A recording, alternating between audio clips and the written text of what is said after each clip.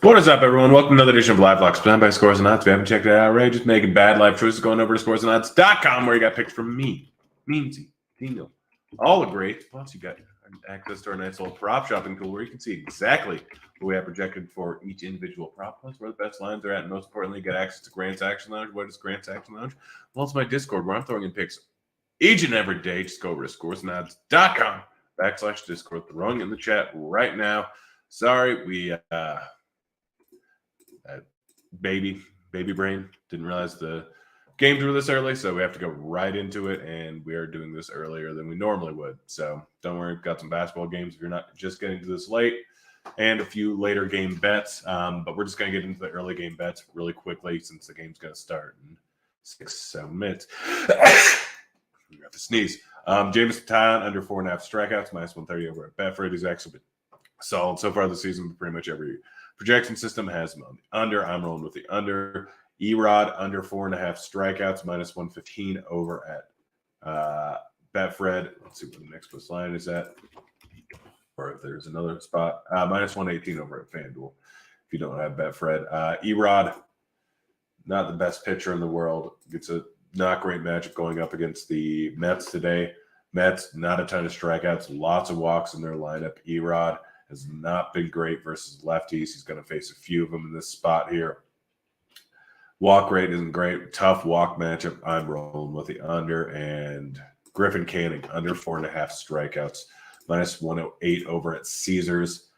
Griffin Canning, not a great pitcher, not a terrible pitcher. Obviously, missed a year, so we don't have a huge sample size of him since the beginning of last season. Just, 60 at-bats here.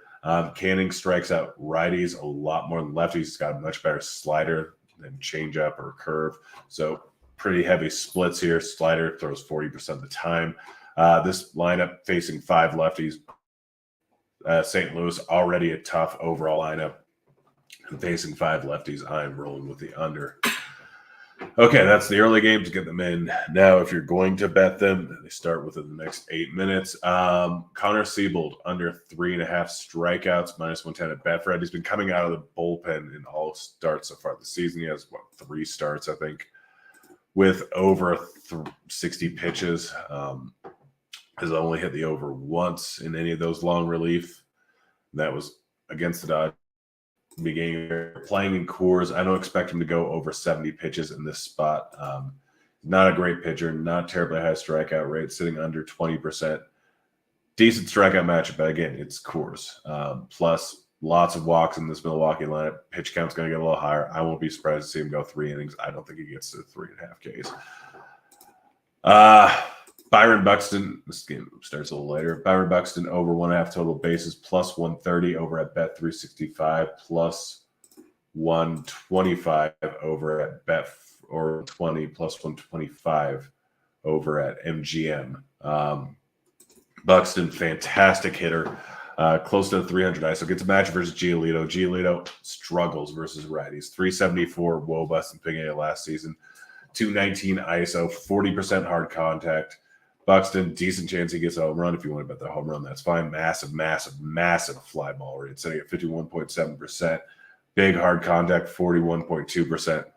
Guy is really good. Great matchup going up against a reverse splits righty. I am rolling with it. That is baseball.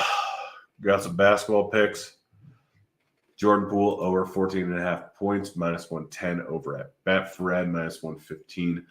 Most other places, Poole, we saw play 30 minutes in the last spot. We have him projected for 16.39 points in this spot. -115.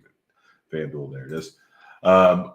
Poole averages over 20 points per game on the season.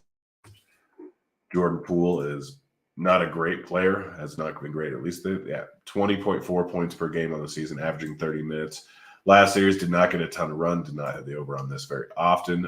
Just 3 out of 7 games, or 3 out of 7 games. But he's 4 for 4 on the playoffs, coming off a 21-point game, I believe. He did shoot very well from beyond the arc, but I think he gets a decent amount of run in this spot again.